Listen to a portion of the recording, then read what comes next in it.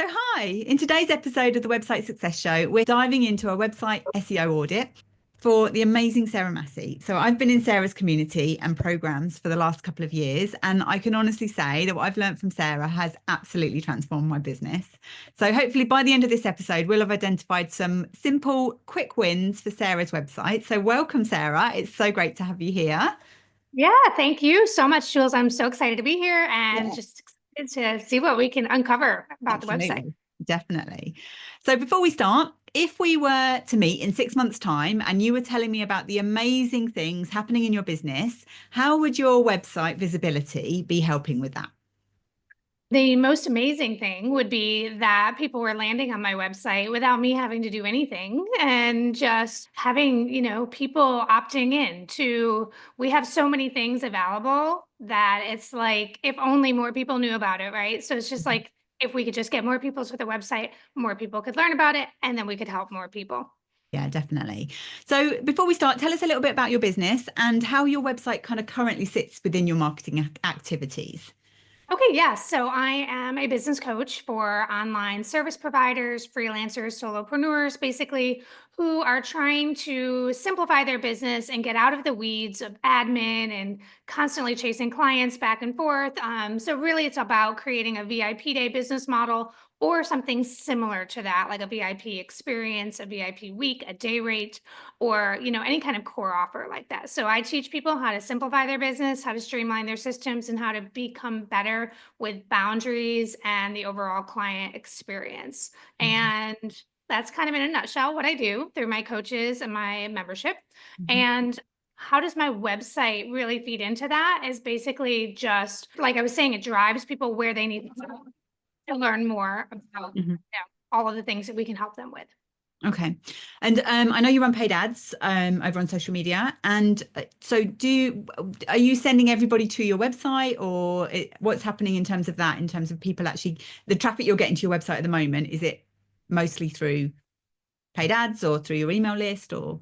Yeah, so most of our traffic comes from paid ads directly to landing pages on the website. So I don't really send anybody to the homepage, Mhm. but different sales pages and opt-in pages. So it comes from ads, my email list, and a little bit of organic social media. I don't do a ton of organic posting, but kind of here and there. And Mhm. then also I get a lot of traffic from speaking in virtual summits and doing podcast interviews like this. Yes, absolutely. I think that's how I found you, actually. I think from a summit in Geek Pack. I'm pretty sure that it was Yeah. in Julia Taylor's Geek Pack.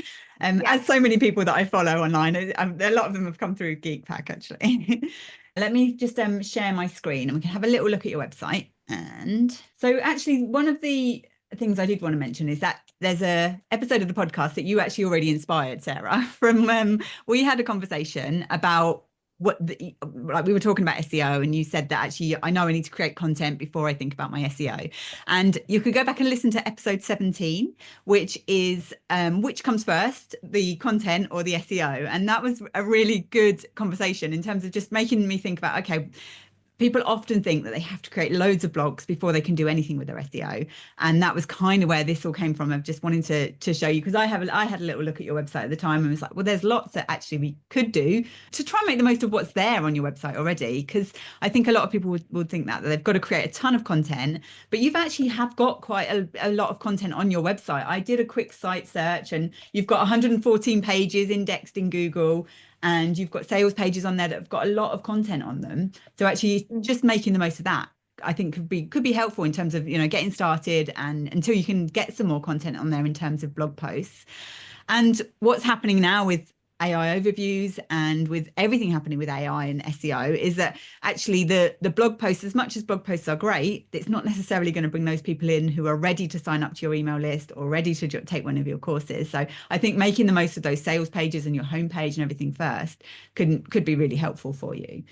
So one of the things I always do first is I always have a little look. I go into my SEO tools and I always have a little look at what from the outside you are ranking for already, what keywords are associated with your website already. And do you have Google Search Console set up, Sarah? Yes. Is that the same as Google Analytics? It's not, and it's actually sometimes it's the more useful tool to have. As much as Google Analytics is fantastic, and Google Analytics shows us what people are doing once they, like how they came into our website and what they're doing once they are actually there. Whereas Google Search Console helps us to understand how Google sees our website. So it helps us to understand what search terms people are typing directly into Google that are leading them to come through to our website. And that's one that it's an easy platform to set up. You know, it doesn't take a second to set it up, but it's actually a lot easier to use than Google Analytics. I think a lot of the time people dive in and try and use Google Analytics. And I know that for you, because obviously your background is web development and you know about all this techie stuff. So it's less overwhelming. I get overwhelmed with Google Analytics sometimes when I look at it as well. I do But too. Yeah. people often look at Google Analytics and just like check out from it completely because it's so confusing, the platform and like the interface of it. Whereas Google Search Console is actually a lot more user friendly, and you can go into that and very easily see it's laid out like in layman's terms. You can exactly see what's happening in terms of what Google is actually associating with your website. And I think more importantly, and certainly in your case, what Google isn't associating with your website. So when I look from, so the tools don't, the reason I asked about that is because you'll see a lot more information in the back end of your Google Search Console than I see in my SEO tools. So essentially, you are ranking for your own name, which is good. You know, we want that to be happening, that actually the people who know about you can actually find you. But apart from that, there's a few incidences of VIP, day rates, VIPs, those kind of things are there. But ultimately, you don't have a lot of keywords. How long have you had this domain that you've got right now? For about 3.5 years. Okay, yeah. So for a website, for a domain that's been live and a website that's been live for 3.5 years, I would love to see more than 25 keywords. That's something that there is something that is preventing Google from being able to actually understand the content on your website, really. So that's where I would kind of start off thinking about what are the things that you want to be showing up for on Google? What are the things that is like almost criminal that you're not showing up for on Google, really? And it can be things like, if I come over to your website and look in, so things like escaping needy clients, scope creep. I'm just looking at like immediately here, some of the things that like freelance, those kind of things, freelance service providers, those kind of things that I'm sure you mentioned throughout your sales pages of you know, the people that you're helping and how you want to help them and the problems that they're trying to escape essentially as well. That's the kind of thing that even if you're not ranking at position 1 for that, it's something that if Google is understanding that about your website, then you can start working on those kind of things, really. Right. And the ways that you can do that is by, if I open up I have a fantastic SEO Google Chrome plugin that I use. It's called All-in-One SEO Analyzer. So it's AIO SEO. And it's really handy because it's so simple to look at it. And if you're making changes to your website, you can literally make the changes, nip in, have a look, and it will show you what's kind of there and what's missing, really. So there are key places whenever you have any page on your website, there are key places that you can tell Google, and I'm talking about Google, and we are still the majority right now at this moment in time, the majority of searches are still on Google. That is changing with AI interfaces and everything that's happening with the changing world of search.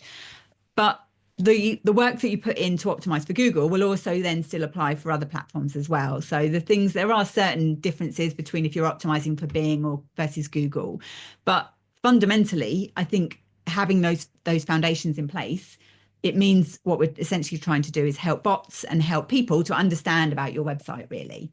So one of the key places is your page title and description, and your website's built on WordPress, isn't it? Yeah. Yeah. So this is something that you could install a plugin to help you with these things, which would then just very simply, I tend to use Rank Math. And that then gives you a dashboard in the front end of or the back end rather of your WordPress website, that you can then see every page and the page title and description right there on that page. So even if you just going in and making sure that you have something for each of those pages on your existing site, that could be a place to start. So your homepage is missing a description. And this is something that doesn't necessarily, it's not an actual ranking factor for Google. There's like 200 factors that Google takes into account, 200 plus, it's probably a lot more now. on how it actually ranks different pages. And what we're essentially looking for is the keywords, which is the main words that people are typing into Google that is then associated with your website. And your page description is definitely somewhere where you can put that keyword. So you would basically make a decision on what you want your web pages to show up for on Google, and which, oh, sorry, the dog's just come in from the dog sitter, and which page of your website is the most appropriate for that search. And when you do that, then essentially this is where you would put those keywords. So whatever you're trying to show up for, you put those keywords in these places on your site. So in the title and the description, if you were trying to show up for VIP days, then you would have that information here. So you've got it in your page title, but adding that into your description can be helpful as well. And if you don't have a description there, and sometimes even if you do have a description there, what Google does is Google will then decide that actually that doesn't relate to what's on the page, and Google will make up its own description there. So your homepage currently, I don't know if you can hear the dog in the background. No, I can't. She's just come in and she's all wet because it's raining here. So she's doing her snores all around, wiping herself on the carpet to dry her ears. This is what Google has actually decided your description should be for your page. Yeah, so what Google has decided, because you don't have a description in there, Google will basically take what it thinks is either a little snippet from the page that's easy for Google to take, or it will make its own decisions. But this will be something that comes out from the content on your page. So that, let's have a little look. Get the proven framework. Whereabouts is that on your page? Do you know where that is on your homepage? I think it was. Maybe scroll down. Nope. It actually. Oh, there it is. It's the bottom here. There we go. So it's that. So Google has decided this tiny, at the end of your page, this thing just before the footer is the best thing to show as the description. And it's not, maybe it's because it's an action, it's a sentence that is actually an action. So it's not a bad thing to actually encourage people to click through to your page. And you could even make that your meta description. If Google already associates that with your site, you could, actually change that yourself and add that in as a meta description, because it says, day rate. It depends, and I know things have been changing slightly with the direction of it not just being day rates now. So maybe that it wouldn't be that, or day intensives, or whatever you decide you want your homepage to rank for, you could add that in there. Okay. So adding that in there. So definitely, let me come back to my little analyzer. Let's have a little look. So the other thing that's really important when we're looking at trying to make our websites easy for Google and the bots to actually read is page hierarchy. So page hierarchy, and yours is actually, oh no, I was going to say it's not too bad, but actually there's a few things you could change. So if we think of it like an English essay, so what you ideally would just have, if you were back at school writing an English essay, you would have one heading at the top, and we would call that would be your H1 heading on your website. So that's the main heading, the main title of whatever page we're on. And it's not always that easy for a homepage to have one H1 heading. It would usually be whatever's up here in this hero section, the section right at the top of your site. But it's sometimes on the homepage, it isn't always that easy. But you should only then have a H1, and then below that you would have several H2s, and within those H2s you would have H3s. So essentially it's like your English essay, it would be your title, then your subtitles, and then maybe you would have subsections within each of those subtitles. But if you can do that on your site, and in WordPress it's particularly easy to do this, because you can literally just go in, change those tags within the back end of WordPress, and then what you maybe would do is you would manually then adjust the size of each of those things so that the style of the page looks as you want it to. Right. But this is something that I see on most websites that people haven't sort of thought about SEO, is having the hierarchy like this. So often you'll come in and it'll be 3 H1s at the top, and then 5 H4s, 6 H2s, those kind of things. So it's just basically a mess. Whereas if I show you the back end of my website, and then hopefully mine are all in place as they should be. Ideally, what you would want to see is just one H1 heading at the top there, and then the H2s. Ideally, not so many H2s here without something. It depends on the page as well. But within that, then you would have H3s, for things if you need subsections within that as well, really. So that's one of the big things you can do in terms of it not, you don't need to create loads of new content. It's almost just organizing that content that you already have there, really. So ideally, for each page of your site, you just want one H1 heading, and that should be what that page is about. So if it's your sales page, then it should be, the sales page for your course. It maybe should be the H1 heading would just be relating to that. So Google can understand what that particular page is about. So just one H1 heading and then a hierarchy going down the page for the other headings. Okay. Yeah. All of those other H1s down there look like they're the headline for each of the testimonials that are down at the bottom. So it's almost like I just need to go in and change. If you go right there, no, the blue section, it scrolls. Okay. And all of them are those, just the headline for each one as you scroll through. Yeah.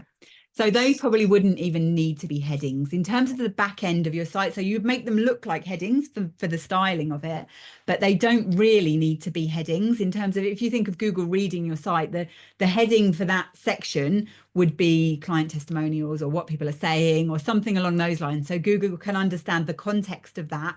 Within that, it's then people talking about how you've helped them, really. Right. Okay. Yeah. Yeah.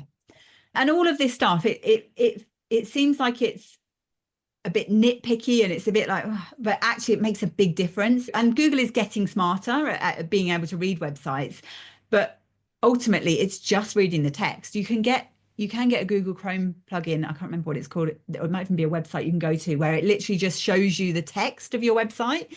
And sometimes when you look at that actually makes it really clear of, oh, actually, yeah, this doesn't make sense. It's also screen readers as well. So if you think about if somebody was using a screen reader, so somebody who's visually impaired or for whatever reason they're using a screen reader, this hierarchy here is how that page, like how it will be telling them that page is laid out. So it's something that's quite simple to fix, but it can make a difference, really. And then let's have a little look and see. So you have a little bit of structured data, so some schema markup in the back end of the site. That's good. Good to have that there. What this also does is helps the bots that are reading your website to understand the context. So there's a type of schema markup, which is schema is a type of data that is like a standardized data that web developers agreed upon, that then it helps websites to understand the context of what we're actually offering a bit more. So there's a type of schema that you can use that then tells Google that this is the same as your Instagram page, your LinkedIn page. If you've got any other websites or anything like that, you can actually add that in as well. And that's something you could use if you're using WordPress. You can use Rank Math to help you with that, to actually create some schema markup for your pages. That can also be really helpful for if you've got online courses, that you can actually add information in there about how long the course is, like the price, those kind of things, when it's available, all of that kind of stuff, you can add that in there as well. So that's something else that I would say, if you're sort of thinking about the key things to think about to begin with, it's definitely making sure all of your page titles and descriptions, that you've got something in there. And what you want to do with each of the pages of your website is make sure they're not competing against each other as well. So fundamentally, SEO is about working out what you want to show up for on Google, which page of your website is the best one to show up for that, and then optimizing that page. And quite often what we can end up doing is either trying to cram everything that we're about into one page of our website, or talking about what we do over all of the pages of our website. So Google is then unsure of, okay, which is the best page to show up, because Google is ultimately delivering one website page for each search result. And I think we can not necessarily think about that. We think of Google ranking our whole website, but actually when we do a web search, it's individual pages that show up in that search result, really. So does that make sense? Yeah. Would we not want to have our different pages be like search result 1, search result 2, search result 3? So it doesn't tend to happen like that. But when you look at a Google search results page, you don't often see the same website in positions 1, 2, 3, 4. If you think about it, if you ever do a Google search, we don't tend to see that. You might see one of your other pages further down the search results sometimes. Or if you are Googling something that's literally just you, then yes, you will see. So like where I did this site search, where I was just telling Google, I just want you to show me pages from sarahmasci.com. That's why I'm Right. seeing all these pages here. But that's not the norm. Google's trying to deliver the best results to its customers, who are the people that are doing the searching, and the best, usually that involves several different websites being shown there, really. So yeah, that's why if there's one particular search term that you're trying to show up for, just thinking, okay, which page of my website is the best one to show up for that, and optimized for that, really. So yeah. Right. Okay. Any questions at this point, or anything that's kind of brought up or made you think, oh, what do I do? You know? No, what did you say? I mean, I think I probably have the tools inside of my WordPress admin, but Yeah, like to add the descriptions and the keywords for yeah. each page, I think you've mentioned So, another tool, but I think I have yeah. it in my WordPress probably. Yeah, so it will be a plugin in your WordPress account. So I tend to recommend Rank Math. You might Okay. have Yoast in there, because that's the one that Yeah, was for years was delivered that's as what I have. standard. I think it might still be. I have used Yoast as well, and Yoast is another one that's good, but I prefer Rank Math. I just find that having that initial, that main dashboard where you can see all of your pages, and I think it actually shows in the normal pages area in WordPress, but you can then see the page titles and the descriptions for each of those pages, basically.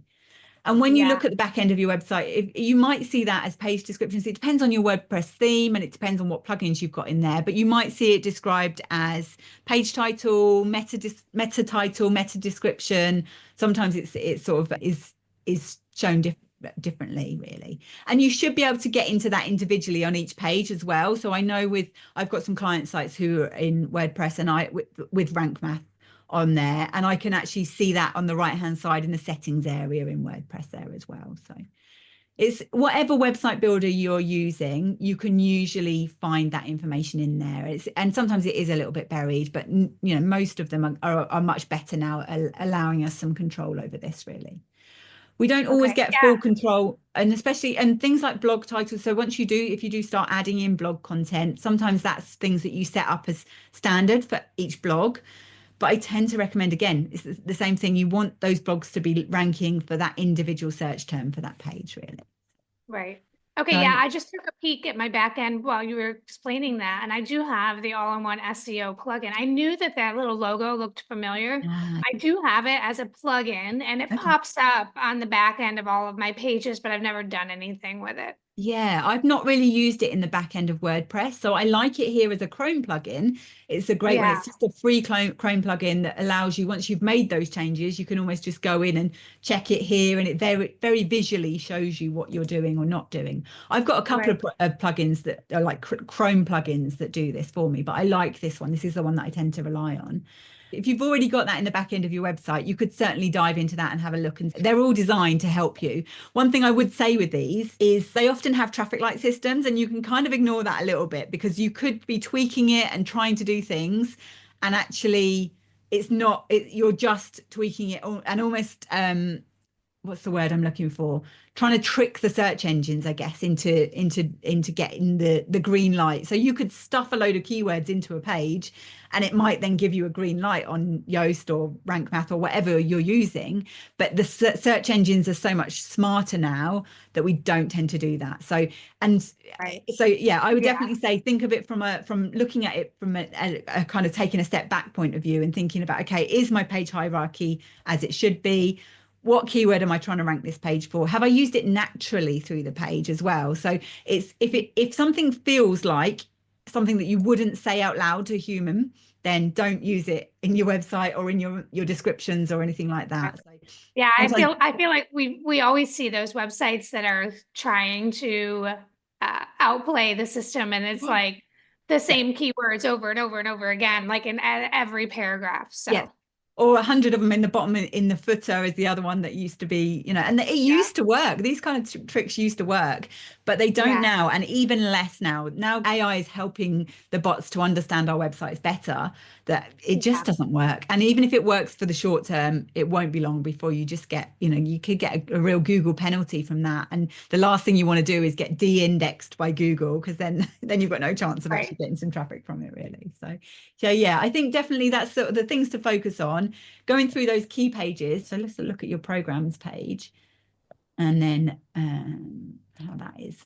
in here. So this is why I like this. So things like that. So having your title and your description in here for your programs page, if this is the page where people are going to come through, and let's have a little look. Do these lead through to specific pages for the programs as well? Those go to sales pages. Sales pages, yeah. So even that, the amazing information that you have on your sales page, making sure that Google understands that. So yeah, having a page title and description. I probably would start with these pages first. So the money pages on your website, start with those first, and then your home page, and then look at the, other pages really. But yeah, even making sure the hierarchy on this sales page, as much as it might be a pain going in and then having to adjust the sizes so the branding and the style of the page looks right. Would you recommend, what is more important? If I were to spend time on one thing, is it more important to spend time on the hierarchy of the headings, or is it more important to spend time on the keywords and the titles and descriptions and like that content of the page? So they are both important, definitely. I think I would say which one is going to be the easiest for you to do. And potentially the hierarchy might be one that is easier to do. So if you're thinking about, and actually when you're doing one, that may then influence what you're doing in the other one as well. So if you're looking at this page and thinking, okay, what's the main things this page is about? If this is a sales page, the most important thing for people to understand, if I was writing this out as an English essay, what would be the headlines? What would be the subheadlines? And think about that. And that may then influence you to think, well, actually, I haven't mentioned, say for example, VIP days. I haven't mentioned VIP days in any of the subheadings. I need to add that in. And so that's where that may influence you. So I would be inclined to start with the hierarchy first, really, because it's all about as well, just making sure that your website is well structured. And that's really important for not just for the search engines, but also for people as well, for it to make sense and the flow of the page, really. So I would probably say to start with that, actually. Right. Definitely. Okay. Yeah.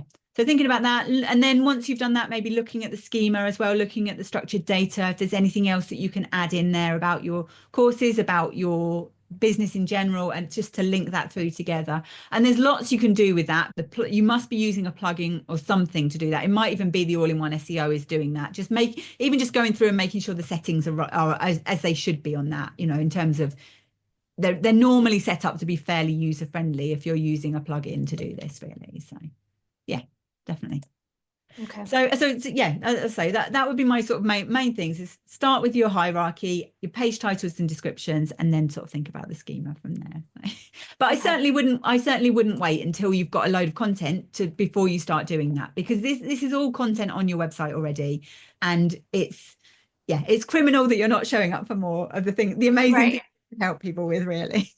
Right. Okay. All right. This is so helpful. And I'm glad to know I already have this plugin it's already in there. So I just need to go in and have a look at it, have a look at all the settings, have a look at the capabilities of it, and then like figure out, how much of it I want to, how much I can, take on and figure out. Yeah. I mean, the thing is, you have all the strategy for your ads and for what you do with social media. So even sometimes just taking a bit of that and applying that to your website. Ultimately, your domain, your website is what you own. So we can put a bit more energy into that in terms of actually, okay, these are the things that my website should be showing up for. Then sometimes it's just borrowing from that as well, and thinking about the content you create for social media. What are the key things, and especially as we move into more of the AI world, what are the key things that you're an authority on, that if you can get that onto your website, this is why I'm an authority on this. And that doesn't have to be blog posts. You can weave that in with frequently asked questions and things like that on your site as well. So definitely. Yeah. And do you find that Google pulls up pages where the keywords are kind of like questions, because that's what people are searching? Like people are searching how to create a VIP day, or would that make more sense to like position your descriptions and your titles as a full phrase? like how to do this? It depends on the page. So the way I would approach that is I would type that into Google and see what kind of pages Google is showing up. And that's changing as well. So the question-based stuff is going to become even more important. And those longer questions, as we get more conversational and we're using AI to help us to find things, actually those question-based where the whatever is delivering it, whether it's ChatGPT or whether it's Google, if they can take a snippet out of your website in that context, so it makes sense for them, for the questions and answers. We've all seen the answers that we're getting in the AI overviews.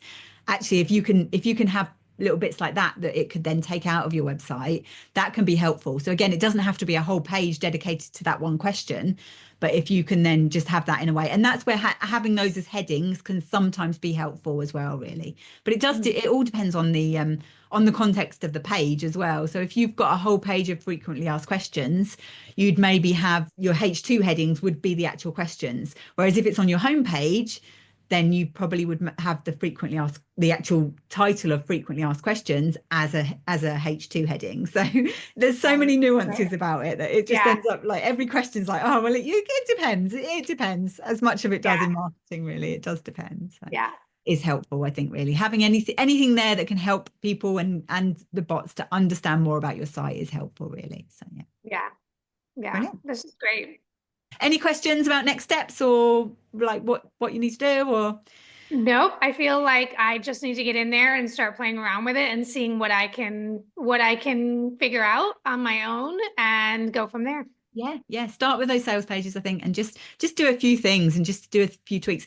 Have a look at your Google Search Console as well. If you haven't got that set up, that would be my 100% my action tip for you to take first. Make sure you've got Google Search Console set up, and you can connect that to the back end of your WordPress as well, so you don't even have to go into Google to do that. So. Oh, okay, great. Okay, that's great. So before we finish, I would love you to give yourself a little shout out and let everyone know again, specifically what you do, and most importantly, where they can connect with you and find out more. They can find me at sarahmasci.com. All of these pages that we just talked about, that's really kind of the starting place. From there, you'll be able to see the different ways that we can help you with free trainings and free videos and low ticket courses and memberships. And then all of that is there. And if they want to connect with me directly, Instagram is the best place for that. And my Instagram handle is Sarah Masci. Fantastic. I would highly recommend, as I say, being in Sarah's community and Sarah's programs has absolutely changed my business. So I thank you, Sarah, as well. Thank you for saying that. I appreciate it. Thank you.